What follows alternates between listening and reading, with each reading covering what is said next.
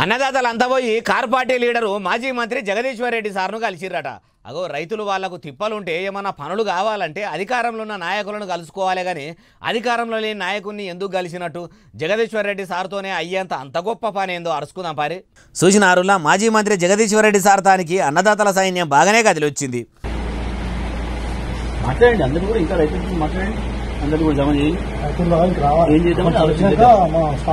అగో జగదీశ్వర్ రెడ్డి సారు రైతులనైతే జమగట్టుర్రి అంటుడు. మరి ఇప్పుడు మళ్ళేం ప్లాన్ చేస్తున్నావు అంటారా?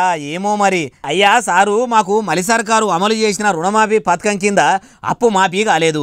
తీర్మార్ మల్లన గొంగడి ఏడున్నది అంటే తీర్పాటకంగా ఆయన వరిసిన దగ్గరనే ఉన్నది అన్నట్టు ఉన్నది. రుణమాఫీ కోసం పంపిన లిస్టులో కూడా మా పేరు లేనట్టున్నది. అన్ని కాయిదాలు కరెక్టే ఉన్నాయి, అప్పు కూడా తక్కువనే ఉన్నది కానీ మా పేర్లు మాత్రం రాలేదు అని అందరూ కూడా గోడంతా ఎల్లబోసుకున్నారట. మలి సర్కారు మీదికి మరల పడతాం, మీరైతే రైతులను ఏకం చెయ్యండి, షెయి సర్కారుతోని కొట్లాడైనా మీకు రుణమాఫీ చేపిస్తామని అనుకొచ్చిండట. కానీ చూసిండ్రా, అధికారంలో లేడు కాబట్టి ఇట్లా ఇంతసేపు రైతులందరితోని ముచ్చట పెట్టిండు. ఈ జగదీశ్వర్ రెడ్డి సారే అధికారంలో ఉంటే అన్నదాతలకు ఇంత టైం ఇచ్చి ఇంత తీర్పాటకంగా ఇంత తీరంగా మాట్లాడునా? అధికారంలో ఉన్నప్పుడు ఓ తీరు, అధికారంలో లేనప్పుడు ఓ తీరు ఉండు. రాజకీయం లీడర్లకు రాజకీయంతో పెట్టిన విద్యనాయ అంటుర్రు ఈ ముచ్చటిన్నోళ్ళు.